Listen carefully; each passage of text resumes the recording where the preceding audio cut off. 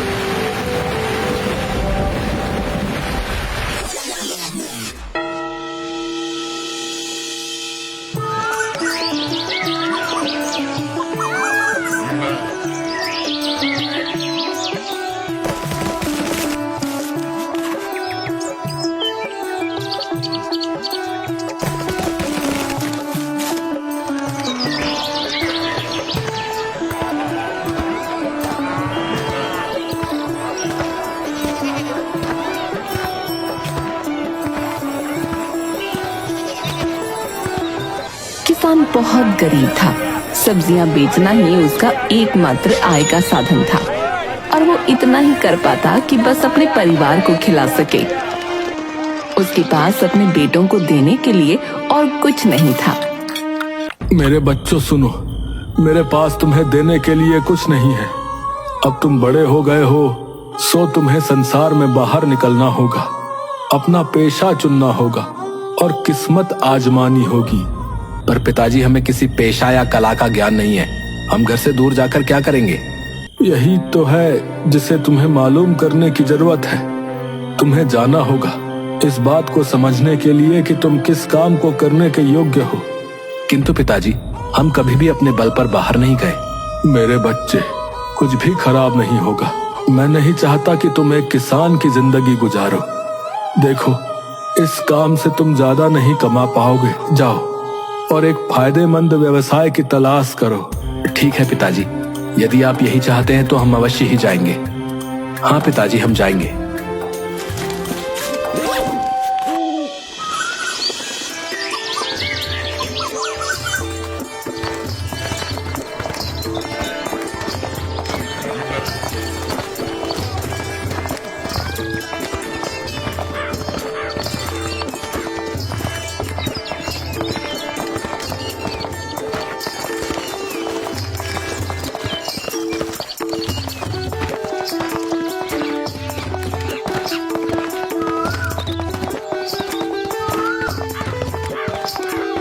कुछ दूर जाने के बाद उन्हें 4 रास्ते दिखाई दिए।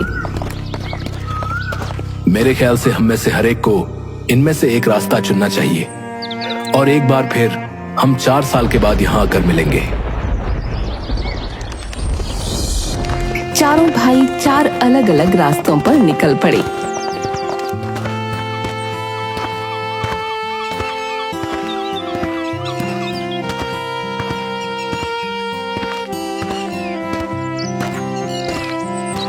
रमेश को रास्ते में एक व्यक्ति मिला। मेरे भाई, ये तो अंधी गली है, तुम कहाँ जा रहे हो? मैं कोई व्यवसाय सीखना चाहता हूँ, किसी भी तरह का व्यवसाय जो मुझे जीविका कमाने के काबिल बना सके।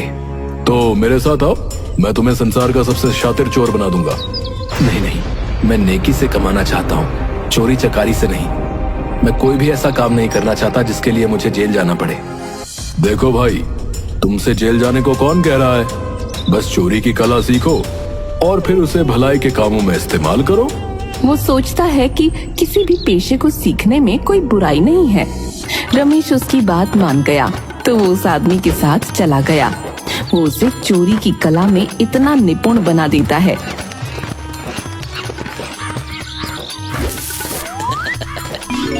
रमेश कुछ भी चाहता हो वो उसे आसानी से चुरा सकता था, बिना किसी के जाने।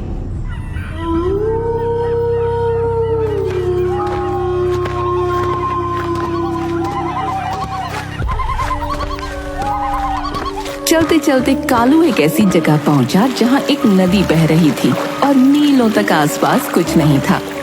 वो नदी के किनारे एक आदमी को खड़ा देखता है। वो एक शीशे से बनी हुई मशीन थामे हुए था। कालू ये समझ न सका कि ये क्या है। वो उसके पास गया।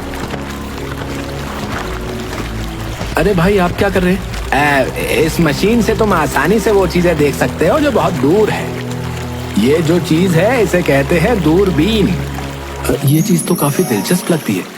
आप मुझे इसका इस्तेमाल करना सिखाएंगे? यदि तुम सीखना चाहोगे तो मैं अवश्य ही तुम्हें सिखाऊंगा। उस पल आदमी के साथ रहने लगता है। वो आदमी उसे दूरबीन इस्तेमाल करने की कला सिखाने लगता है।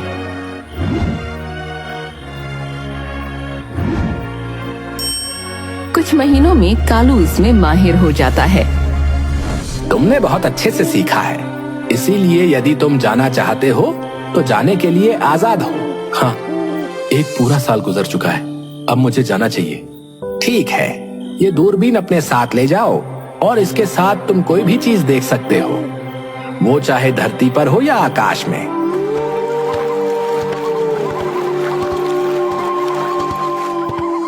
इस बीच तीसरा भाई भीमा एक शिकारी से मिलता है।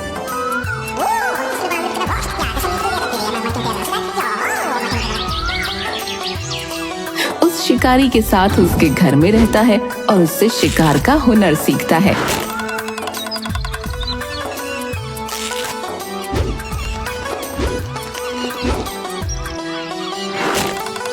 तुम यहाँ इस मैदान में मेरे साथ अभ्यास कर रहे हो।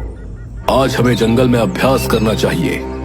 चलो देखते हैं कि तुम चलते हुए लक्ष्य पर निशाना लगा सकते हो या नहीं। ठीक है।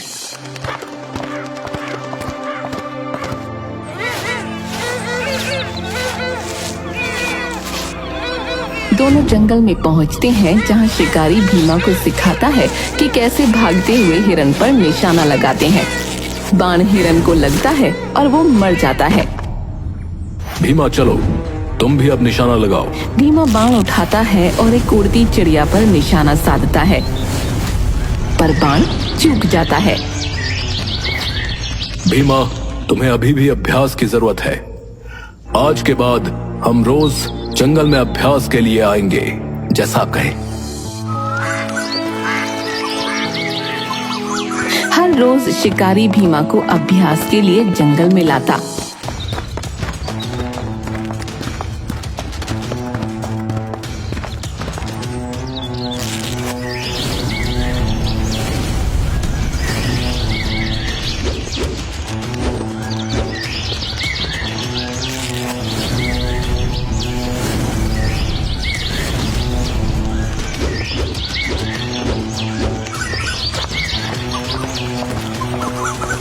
अंत में भीमा अपने आप निशाना लगा सकता था और उसका निशाना चूकता नहीं था। वो शिकार करने की कला में अब माहिर हो चुका था। शाबाश भीमा, अब तुम्हारा निशाना पक्का हो गया है और तुमने इस कला का हर पहलू सीख लिया है। धन्यवाद भाई, आपने मेरी इतनी मदद की है। केवल आप ही के कारण मैं इसे सीखने में कामयाब हो सका। अब मैं घर जाना चाहता हूँ ताकि वहां जाकर मैं अपने पिता की मदद कर सकूं। यकीनन तुम जा सकते हो और अपने साथ ये धनुष और बाण ले जाओ, ये काम आएंगे।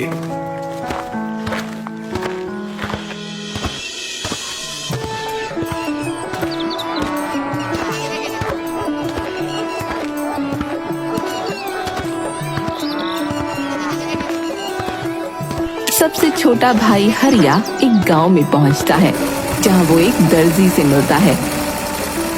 कौन हो तुम और तुम यहाँ क्या कर रहे हो? मेरा नाम हरिया है और मैं आया हूँ ताकि मैं कोई व्यवसाय सीख सकूं। ठीक है, मुझे बताओ, क्या तुम दर्जी बनने के इच्छुक हो? मैं तुम्हें सिखा सकता हूँ। बेशक, क्यों नहीं, मैं जरूर सीखना चाहूंगा। वो हरिया को सिखाता है जैसे सुई में धागा कैसे डालें, कैसे कोई सिलाई से पहले कपड़े को पकड़ें। अपने पूरे मन से दर्जी हरिया को सिलाई की कला सिखाता है। वो हरिया को सिखाता है इस काम की बारीकियां।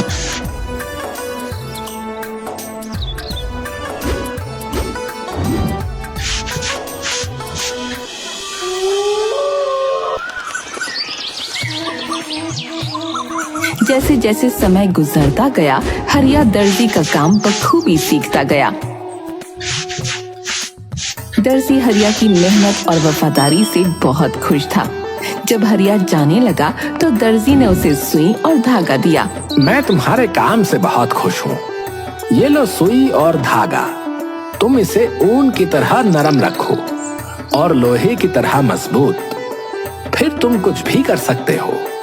और जब तुम कपड़ा सियोगे तो उसमें लगे जोड़ को कोई भी नहीं देख सकेगा।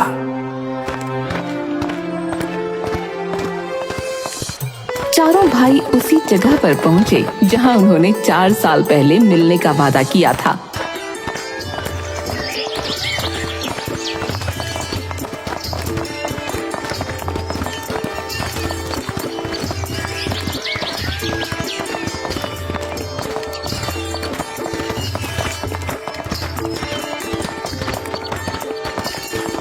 वहां से वो मिलकर वापस घर गए।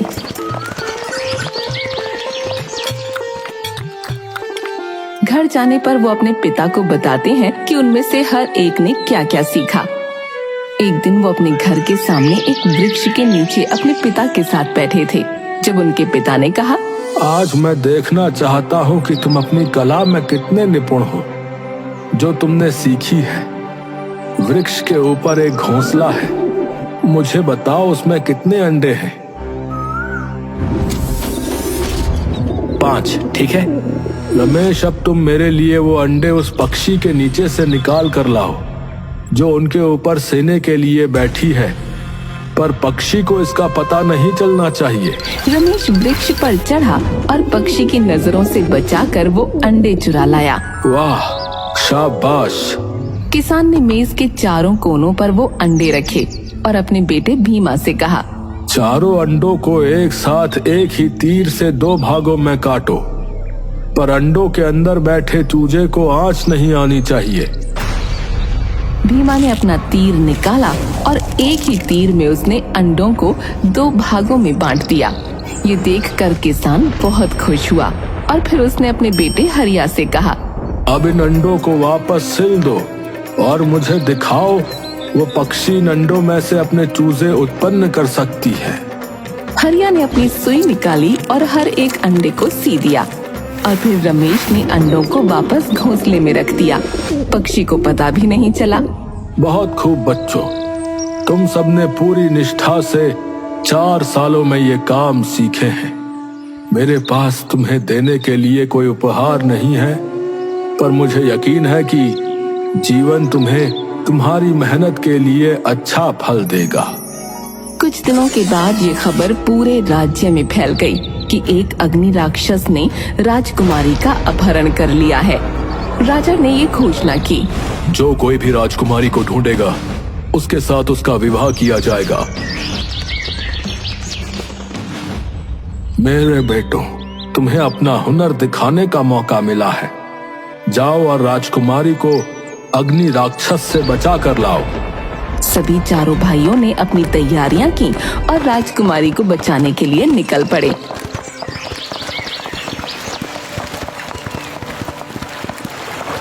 मैं देख सकता हूँ कि राजकुमारी कहाँ है।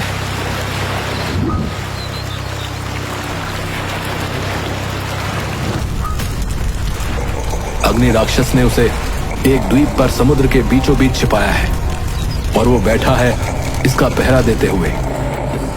फिर वो राजा के पास गए और उनसे एक नाव की मांग की ताकि वे उस द्वीप पर पहुंच सकें। राजा ने एक जहाज दिया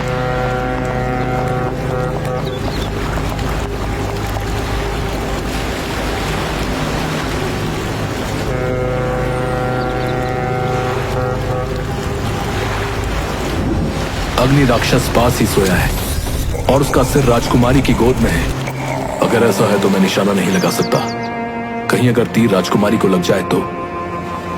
रुको, मैं राजकुमारी को चुरा लूंगा और उसे यहाँ ले आऊंगा। तुम नाव तैयार रखना। और वे चारों द्वीप पर पहुंचे। रमेश ने राजकुमारी को अग्नि राक्षस से चुरा लिया, पर जब वे सागर की तरफ लौट रहे थे, अग्नि राक्षस जाग गया।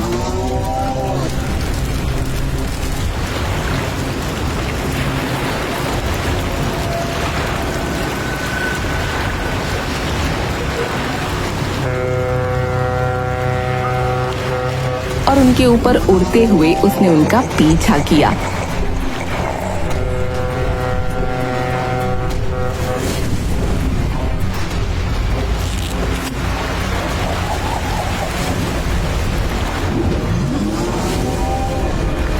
कि भीमा ने अपने तीर से उसे मार डाला, पर जब अग्नि राक्षस पानी में गिरा तो उसके गिरने से जोर से पानी की वजह से नाव फट गया।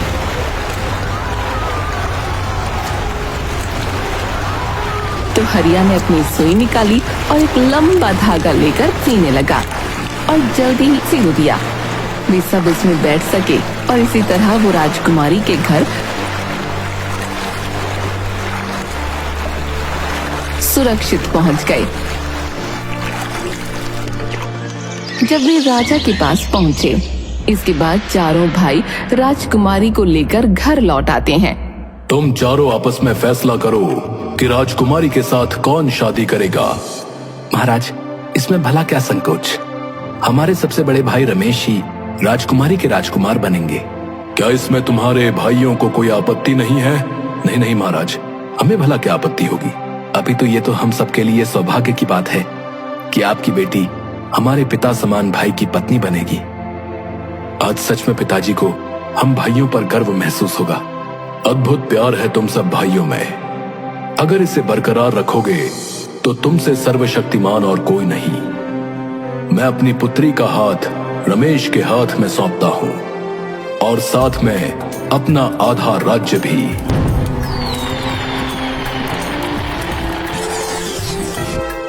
और आधे राज्य में सभी मिलकर खूब अच्छे से राज्य का संचालन करते हैं।